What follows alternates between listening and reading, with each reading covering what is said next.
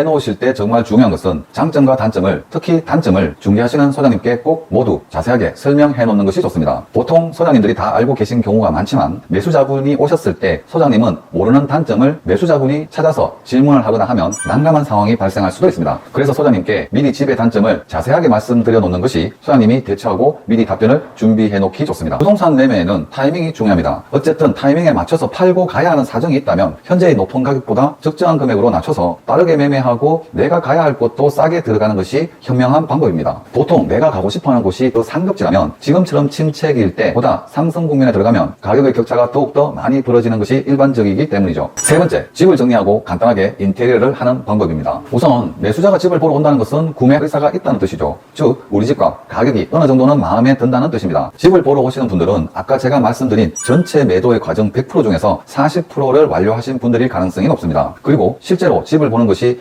40%인데 이 부분은 다시 각각 20%로 두 가지로 나눌 수 있습니다. 첫 번째는 집을 잘 정리하고 간단한 수리와 인테리어를 통해 집의 가치를 높이는 것이 20%, 그리고 두 번째는 실제로 매수자를 응대하는 것이 나머지 20%라고 생각합니다. 집을 정리하고 세팅하는 것을 다시 세분화한다면 첫 번째 첫인상, 두 번째 전체적인 분위기, 정리 상태라든지 음악, 세 번째 셀프 인테리어 및 하자 부분입니다. 명심하십시오. 같은 아파트라도 손님이 받는 느낌에 따라 계약 승사 여부에 큰 영향을 미칩니다. 자, 우리가 집을 보러 간다고 생각을 해봅시다. 현관문을 여는 순간 우리의 감각 중에 가장 먼저 반응하는 감각은 바로 후각입니다. 우리가 인지하지는 못하지만 우리의 구매 의사에 매우 큰 영향을 미치는 것이 바로 집의 향기입니다. 가격이 충분히 메리트 있고 집을 보러는 많이 오는데 계속해서 거래가 안 되는 집이 있다면 집의 고유 향기가 어떠한지 부동산 소장님께 한번 조심스럽게 여쭤보는 것도 추천드립니다. 첫 번째, 집 보러 오시기 전 30분 전부터 미리 환기를 해두시고, 두 번째는 집안 곳곳에 은은한 향이 날 수 있도록 디퓨저를 놔둘 것을 추천드립니다. 급하시면 방향제라도 뿌리시면 됩니다. 그리고 세 번째는